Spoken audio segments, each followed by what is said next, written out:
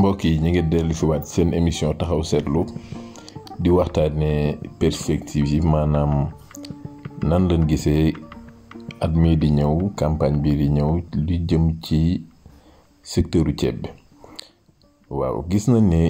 ren surtout jamono yu weer yi ñu toll commercialisation wu ceeb bi am na wante njëg yi yokku na ba yenn usines yi sax maa ngi fàttaliku semaine yi weesu maa ngi doon dem Ross Béthio wante yenn borom usines yi sax dañuy taxaw ci yoon bi di seet borom charrette yu yor padi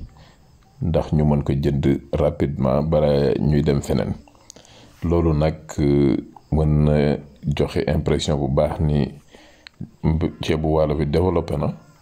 ba nga xam ni ñëpp bëgg nañ ko ñëpp soxla nañ ko wante tamit loolu renseignement la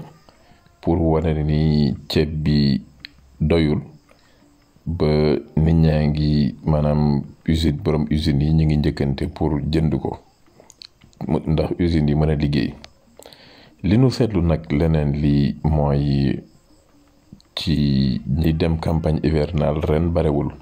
ndax ñun ñii di jaay produit phyto gis nañ ni commande yan doon am jamono yi wàññeeku na surtout lu jëm ci herbicide yi ndax herbicide bi nga xam ni moom la baykat yi fii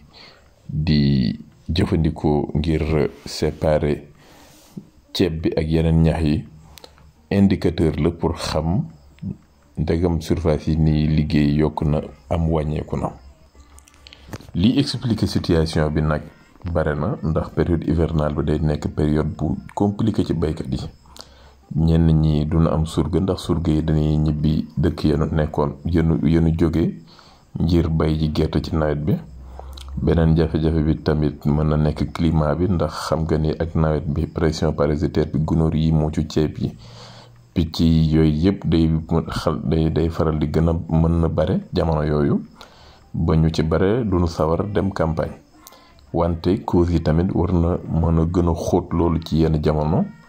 ndax am nay union producteur yoo xam ne ameel nañ xaalis banque ba jotuñu financement pour mën a demaat. beneen affaire bi tamit mooy engrais bi cher na cher boo xam ni lii ñëw parfois du doy ba nga xam ne yenn baykat yi doon am moyen tamit dem jëndiwaat engrais boo xam ne amul subvention ngir mën dugal ko ci ceeb bi. yii yëpp nag nekk ay jafe-jafe yoo xam ni mën na expliquer lu tax ñu bare ci baykat yi demuñu campagne hivernale. lii nag doon loo xam ni conséquences yi ñi ngi koy yëg jamono yi te xëy na mu gën a jaxasoo ndax soo seetloo ci le marché international producteurs yu mag yi mel ni Inde ak Pakistan am nañ ay jafe-jafe ren ba lu bare ci ceeb bi duñ ko libéré pour ñu mën ci jot ndax Pakistan ren inondation yu metti am na fa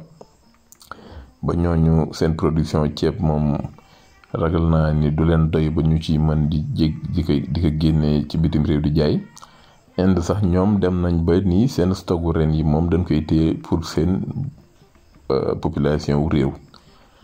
pour saa Inde yooyu ñu jaay leen ko ñoom ñu dundee ko. loolu nag day nekk situation boo xam ni jar na bàyyi xel ndax ñun ñi nga xam ni ceebu waalo bi eggagul ci jamono autosuffisance dañ doon faral di jéggaani ceeb ca dëkk yooyu di ko indi ngir di ko jëfandikoo. yooyu nag day indi jafe-jafe ci population bi ndax sécurité alimentaire ba léegi moom garantirul te baykat yi tamit amuñu moyen pour mën a sauver situation boobu.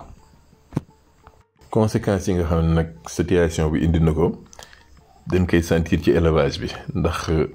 ñaxu ceeb bi ñax mi nga xam ne nag yi daan ko jëfandikoo ñu ko daan def ay bot dana wàññiku. beneen li lu mel ni produit mel ni NPC bi nga xam ne daan nañ ko jël di ko def mélange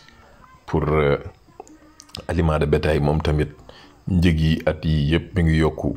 te li demande bi di wàññeeku boole ko ak maïs bi nga xam ni yokku na ba ci produit yi daan faral di jëndee ci usines yi Dakar pour jur gi yooyu tamit prix yooyu yokku dina tax NPC bi tamit njëgum yokku.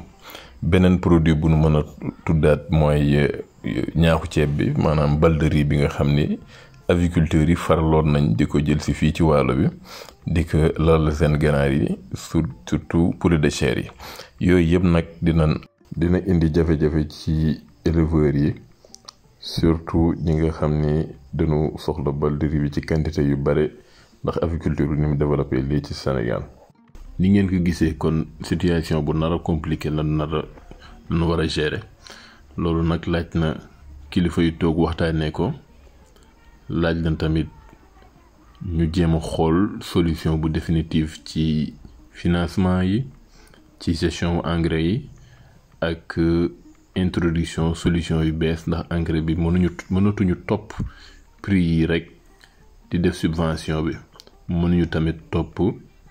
jafe-jafe yi nga xam ni baykat bi naka am pour jot ci engrais bi muy tardel faw solution yu bees feeñ loolu nag laaj na innovation maanaam génne pexe yu bees wante tamit laaj na fit ci baykat yi ngir ñoom seen bopp ñu gëstu pexe yoo xam ne suñ ci jaaree lu bari ci seen liggéey dina gën a yomb.